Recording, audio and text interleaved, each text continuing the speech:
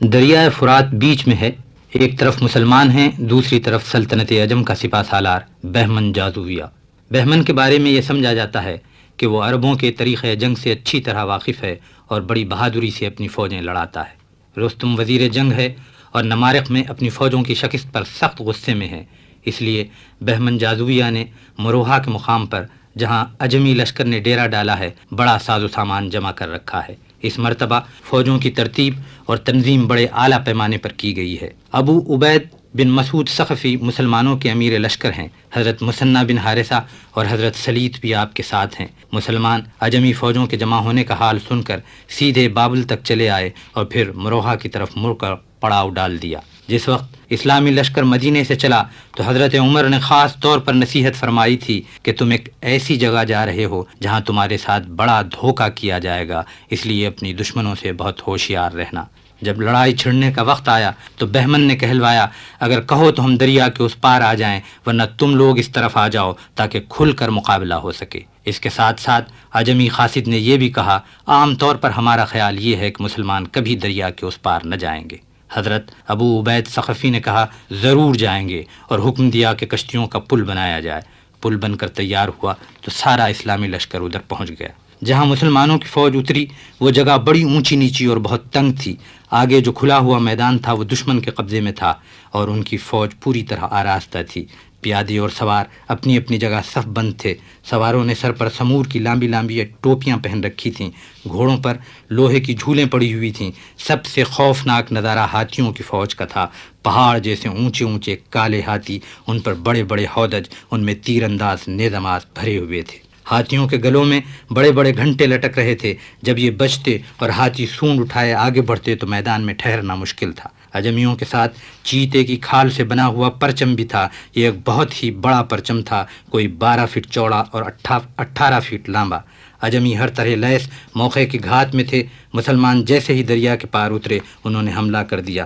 اب مسلمانوں نے سمجھا دشمن نے کھلا دھوکہ کیا تھا۔ ابو عبید ثقفی، مثنیٰ اور سلیط نے جیسے بن پڑا اپنی فوجوں کو آگے بڑھایا۔ سب سے آگے آگے حضرت سلیط تھے اور ان کے ساتھ سوار فوج۔ عجمی لشکر میں ہاتھی آگے آگے تھے۔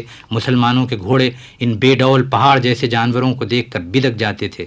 سوار لاکھ انہیں پھیرتے، گھوڑے وحشت سے پلٹ جاتے۔ عجمی تیر انداز اس موقع کی طاق میں تھے، اپنے تیروں سے کلیجے چھنی کرنے لگے۔ یہ بڑا سخت مرحلہ تھا۔ ابو عبید نے دیکھا دشمن کا پلہ بھاری ہو رہا ہے تو للکارے، اپنے گھوڑے چھوڑ دو۔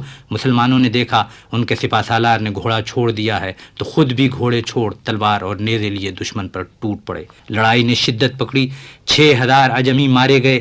بہمن نے دیکھا میدان ہاتھوں سے جا رہا ہے، سوچا مسلمانوں کو زیر کرنے کی ایک ہی صورت ہے۔ حکم دیا جس طرح ہو سکے ہاتھیوں کو آگے بڑھاؤ۔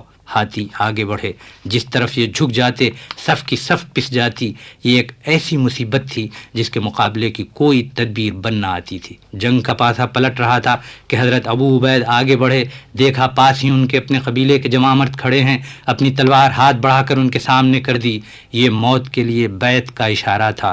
جس مسلمان نے دیکھا دوڑ کر اپنے سپہ سالار کے پاس پہنچا، تلواروں سے مسافہ کر کے۔ اب جو مجاہد آگے بڑھے تو سپہ سالار نے حکم دیا، پہلے ہودج کی رسیاں کاٹ کر دشمنوں کو ہاتھیوں پر سے نیچے گرا دو۔ لڑائی کا پانسا پھر ایک بار پلٹا، ہاتھیوں پر ایک سوار باقی نہ رہا۔ اب مسلمان ہاتھیوں سے بچ بچ کر دشمن کے لشکر میں گھس گئے۔ اتنے میں ابو عبید نے دیکھا ایک سفید ہاتھی جو مست ہو گیا تھا بے تحاشا مسلمانوں کے لشکر میں بڑھا آ رہا ہے۔ مسلمان اس کے پیروں تلے روندے جا رہے ہیں۔ بہادر نے سوچا اس کا کام تمام ہو جائے تو میدان جنگ ہمارا ہے۔ آگے بڑھ کر اس غضب کا ہاتھ مارا کہ ہاتھی کی سونڈ کٹ کر جھول گئی۔ اللہ اللہ، یہ بجگری، یہ حوصلہ! جس عجمی نے دیکھا اس کی عقل گم ہو گئی، لیکن اس سے پہلے کہ وہ پیچھے ہٹ جاتے غضبناک ہاتھی چنگھاڑا اور انہیں پیروں تلے رون دیا۔ ابو عبید کے ہاتھ میں اسلامی پرچم تھا۔ لپک کر ایک مجاہد نے یہ علم اٹھا لیا اور پلٹ کر ہاتھی پر وار کیا۔ ہاتھی کی خوفناک چنگاڑ پھر بلند ہوئی اور دوسرا مجاہد بھی اس کے پیروں تلے روندا گیا۔ اسلامی علم اب تیسرے مجاہد کے ہاتھ میں تھا۔ ہاتھی نے اسے بھی روند ڈالا، لیکن موت تو مجاہد کے لیے زندگی کا ایک وقفہ ہے۔ جو خود بڑھ کر موت کو گلے لگائے اسے جان کی کیا پرواہ۔ یکے بعد دیگرے 7 مجاہد ہاتھی کے پیروں تلے روندے گئے، لیکن اسلامی پرچم ہر بار بچا لیا گیا۔ پھر حضرت مثنیٰ نے آگے بڑھ کر اسلامی پرچم کو اپنے سینے سے لگا لیا اور ہاتھی ڈھیر ہو کر وہیں گر پڑا۔ بہادری مسلمان کی میراث ہے۔ ہاتھی نے ابو عبید کو کچل دیا تھا، کھیم کرن کے محاذ پر ٹینک نے میجر خادم حسین کو کچل دیا، لیکن نہ وہ ہاتھی رہا نہ وہ ٹینک۔ شجاعت کا جب بھی بول بالا تھا، شجاعت کا اب بھی بول بالا ہے۔ This program is the sole property of Pakistan Broadcasting Corporation, Islamabad. Piracy in this regard is illegal.